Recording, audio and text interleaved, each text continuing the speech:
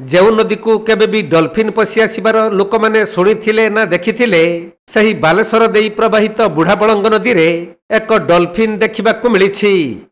ସହର ନିକଟ ଫୁଲାଡ଼ି ବୁଢ଼ାବଳଙ୍ଗ ନଦୀ ଉପରୁ ଏକ ଡଲଫିନ୍ ପାଣିରେ ପହଁରୁଥିବା ଗତକାଲିଠାରୁ ସ୍ଥାନୀୟ ଲୋକମାନେ ଦେଖିଥିଲେ।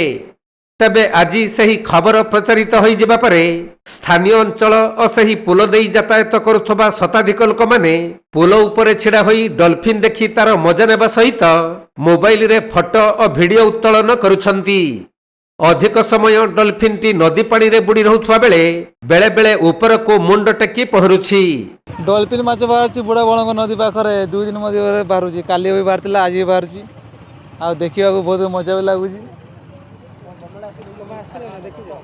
ଦେଖିଛି, ତଥାପି 10 ଫୁଟ ପାଖାପାଖି ହବ।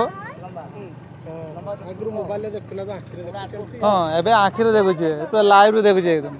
ତେବେ ଡଲଫିନ୍ ଏକ ବିରଳ ପ୍ରଜାତିର ଜୀବ ହୋଇଥିବା ବେଳେ ଏହି ନଦୀକୁ ପଶି ଆସିବା ହୁଏତ ପ୍ରଥମ।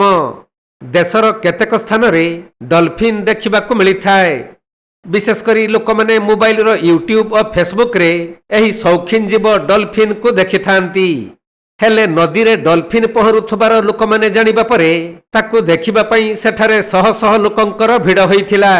କିଛି ଲୋକଙ୍କର କହିବା ଅନୁଯାୟୀ ନଦୀ ପାଣିରେ ଗୋଟିଏ ଜୀବ ପହଁରୁଛି ସତ, ହେଲେ ତାହା ଡଲଫିନ୍ କି ଅନ୍ୟ କୌଣସି ଜୀବ ଜଣାପଡ଼ୁନାହିଁ।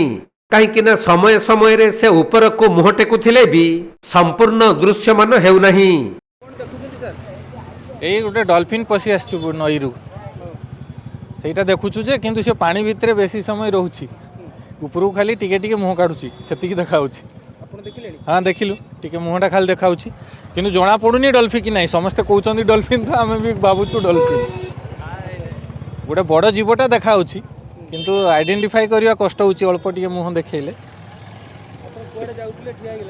ହଁ, ଯାଉଥିଲି, ଏଇ ଗହଳି ଦେଖିକି ଠିଆ ହେଇଗଲି। ହଁ,